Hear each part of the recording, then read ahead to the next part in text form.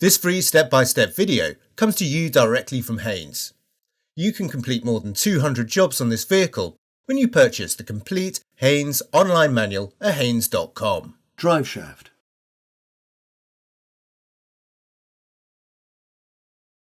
Using the locking wheel bolt adapter where necessary, slacken each of the wheel bolts half a turn. As there is limited clearance beneath the vehicle, unless you have access to a special low workshop jack, use pieces of wood as ramps to increase the clearance so that a regular jack can be used.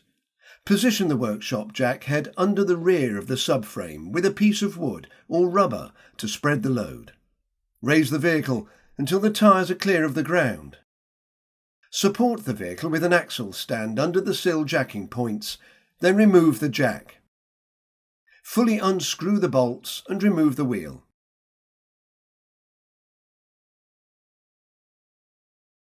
Position the workshop jack under the rear subframe control arm's inner mounting point. Use a block of rubber or wood with a 25mm diameter hole counterbored in the top surface between the jack head and mounting point. Then raise the vehicle until the wheels are clear of the ground. If no rubber or wooden block is available, a thick piece of cardboard will suffice. Position axle stands under the sill jacking points, then lower the vehicle onto the stand. The engine under tray is secured by various fasteners. Some of these may be torque screws, and some may have an hexagonal head. Undo the fasteners and manoeuvre the engine under tray from place. Using a suitable hexagonal bit or key, remove the oil filler plug from the front face of the transmission casing. Place a suitable container under the transmission, then unscrew the drain plug and allow the oil to drain. When the oil has drained, refit the plug and tighten it to the specified torque.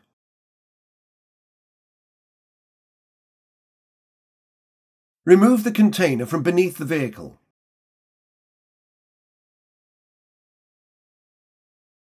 Refit 2 of the road wheel bolts to secure the disc. Have an assistant depress the brake pedal, then undo and remove the hub bolt and spring.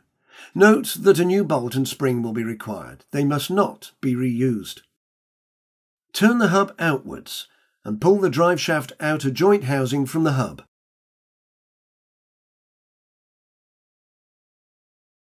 Carefully lever between the transmission casing and the inner joint housing and prise the driveshaft from place.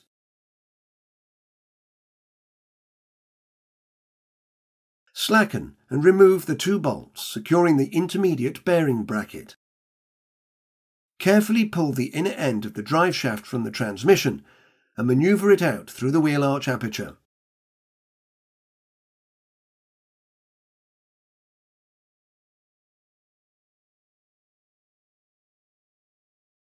Using a large flat-bladed screwdriver, carefully lever the old oil seal from the transmission casing.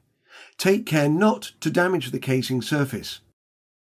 Clean the seal location in the casing, then using a suitable socket, drive the new oil seal squarely into the casing aperture. Fit the supplied seal protector into the centre of the seal.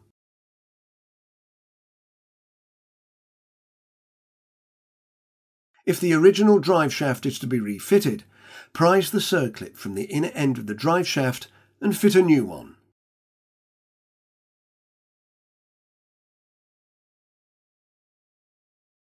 Lubricate the seal area on the driveshaft with clean transmission oil, then manoeuvre the driveshaft into position and guide the end of the shaft into the seal protector. Once the seal location on the driveshaft moves through the seal lips, remove the protector and fully insert the driveshaft.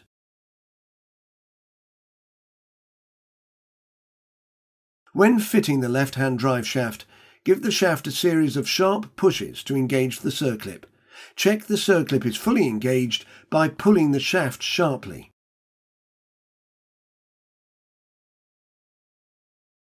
Refit the intermediate bearing bracket bolts and tighten them to the specified torque.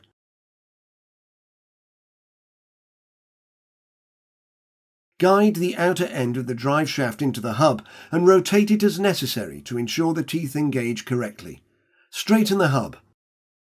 Insert the new drive shaft bolt and spring, then with an assistant depressing the brake pedal, tighten the bolt to the specified torque and angle.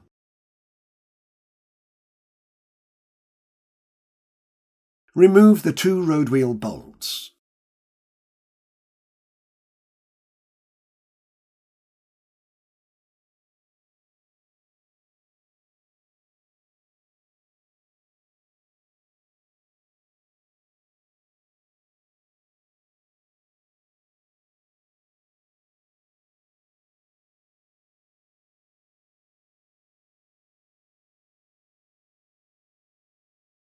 Maneuver the tray into position under the vehicle, then insert and tighten the fasteners.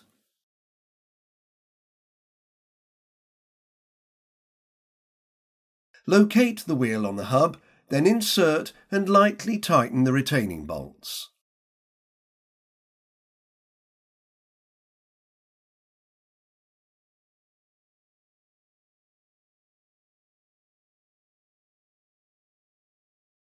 Raise the vehicle and remove the axle stands, then lower the vehicle to the ground. Tighten the bolts to the specified torque.